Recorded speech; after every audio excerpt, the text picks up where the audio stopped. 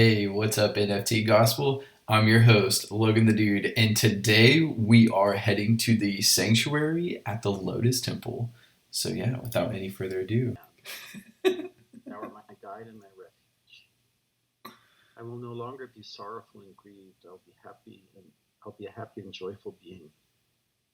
O God, I will no longer be full of anxiety, nor will I let trouble harass me. I will not dwell on the unpleasant things of life.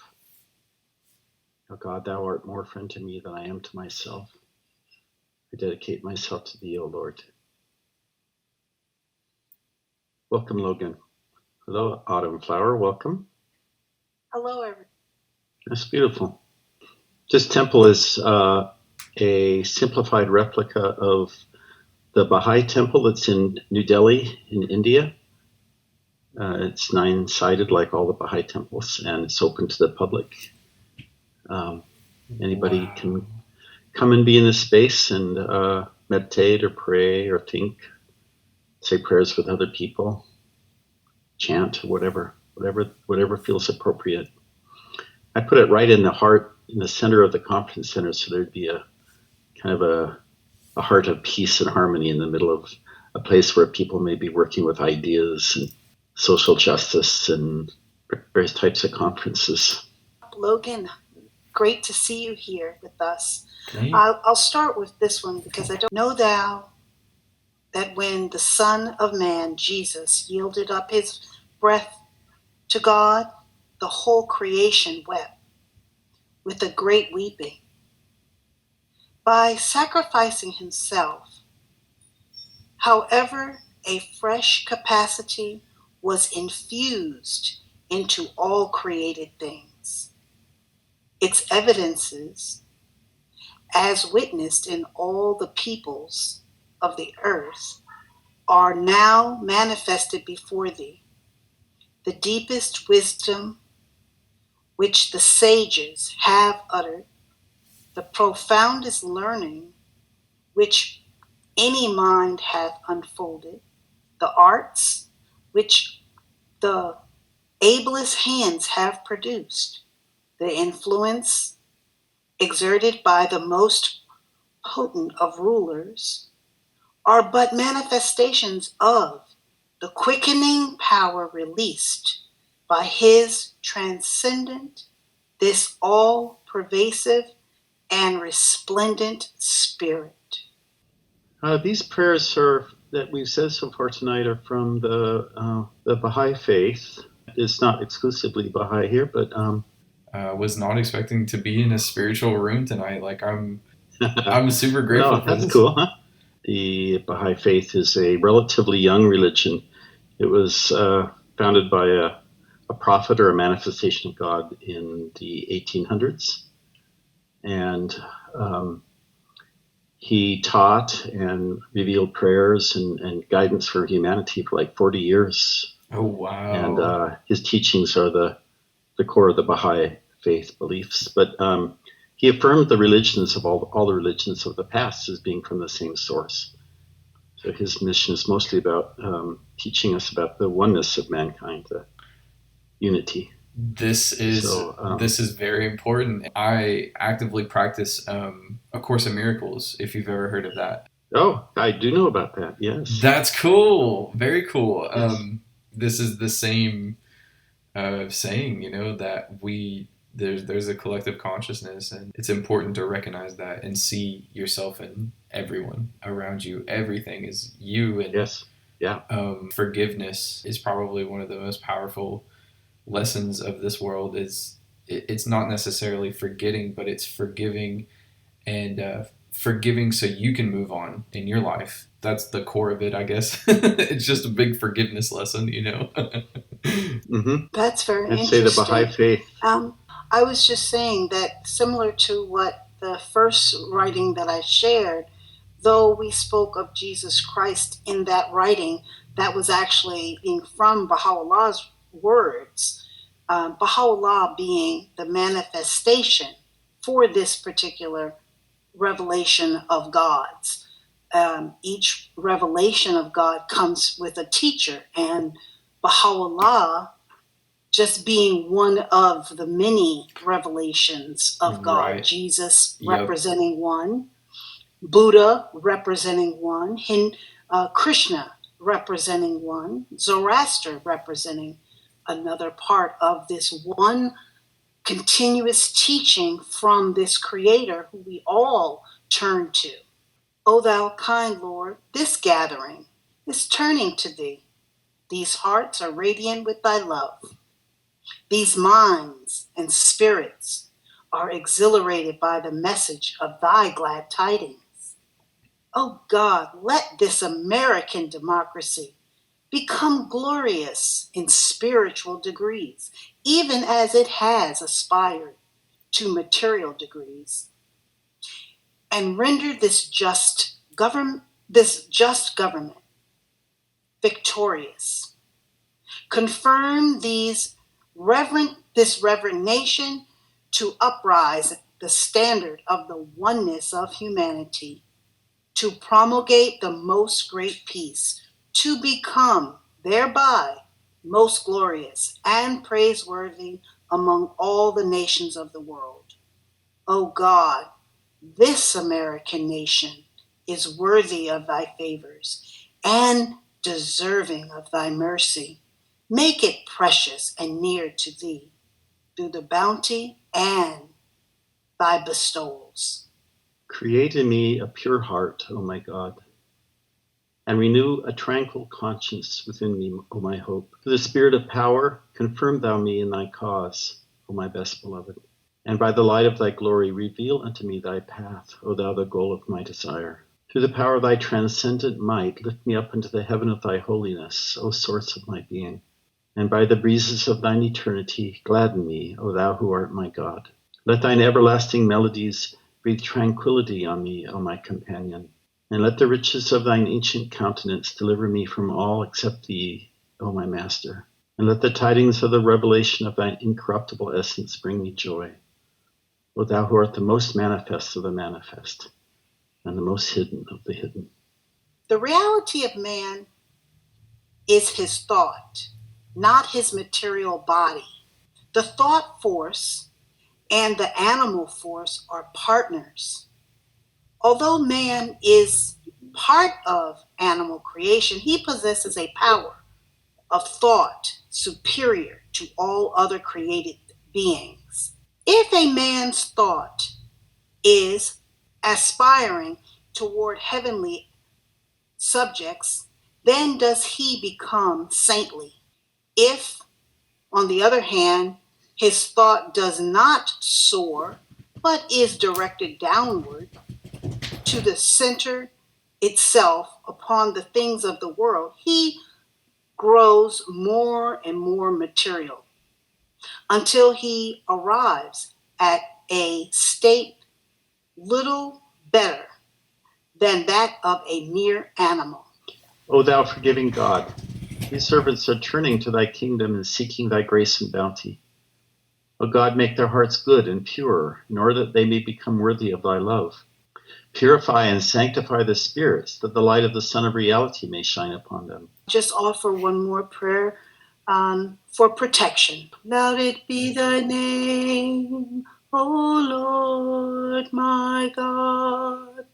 I entreat thee by thy name, through which the hour hath struck, and the resurrection came to pass, and fear and trembling seized all that are in heaven and all that are on earth, to rain down out of the heaven of thy mercy and the clouds of thy tender compassion.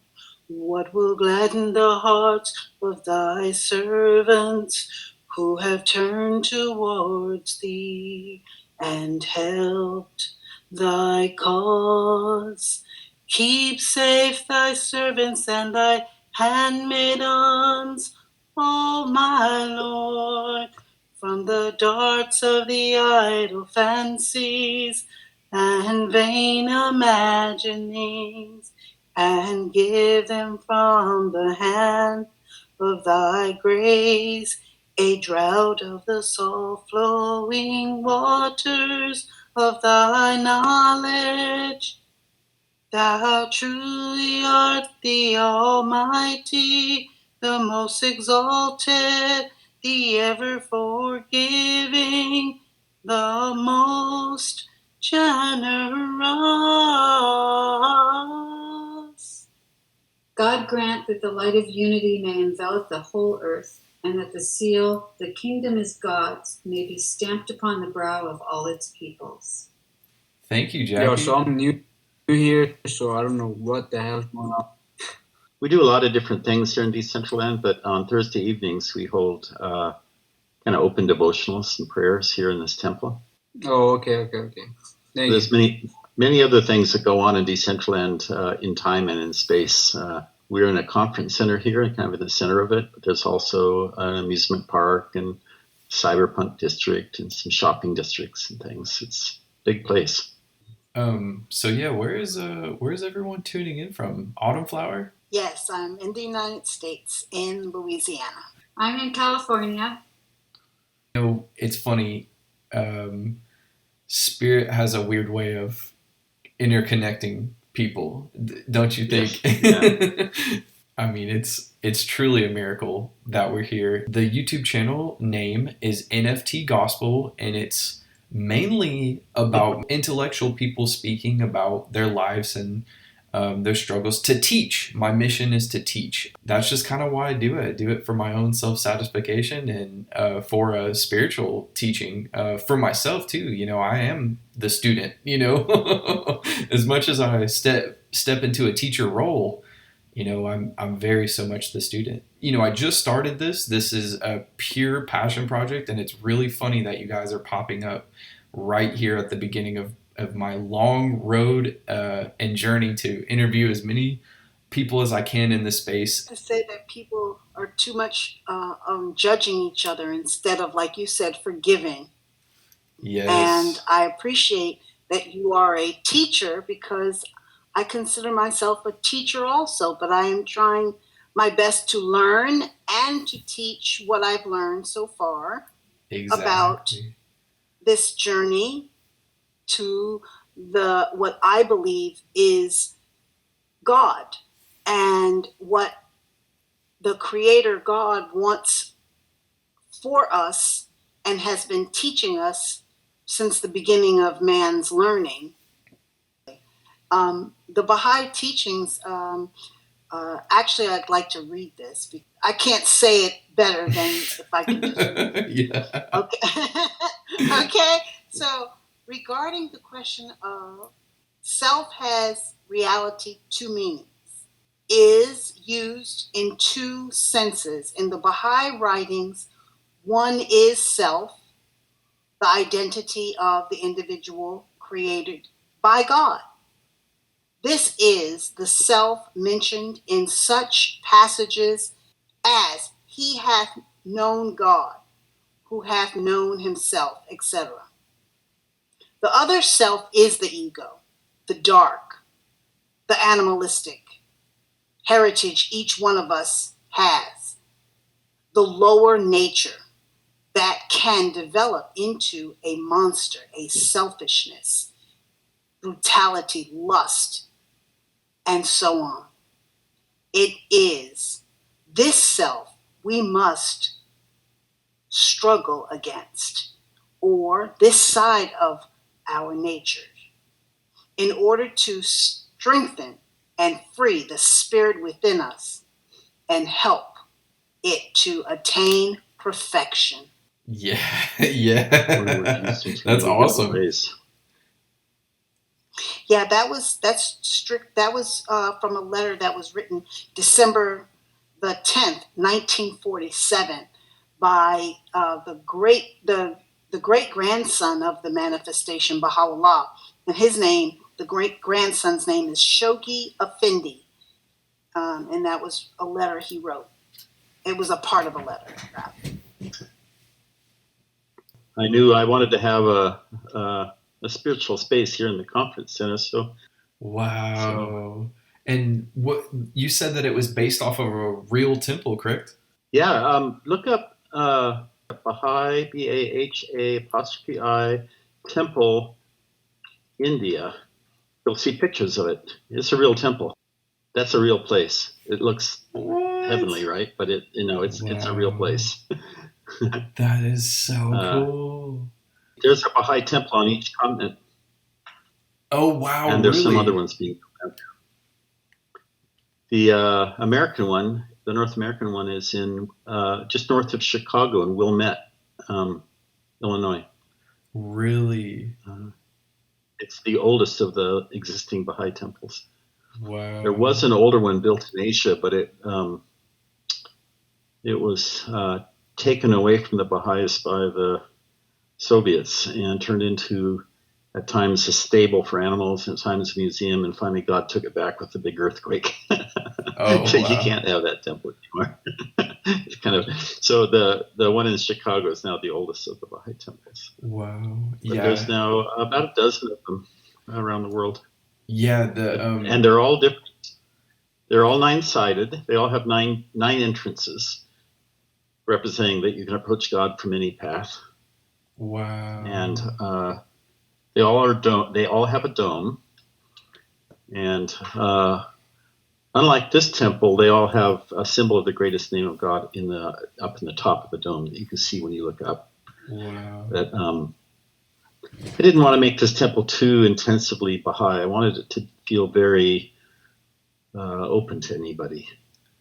Right, right. So I kept it simple. Yeah. Is there any advice that you would give like any children out there that are interested in kind of stepping out and like taking a spiritual path? Wow. Yeah, learn about virtues like compassion and kindness and truthfulness, uh-huh.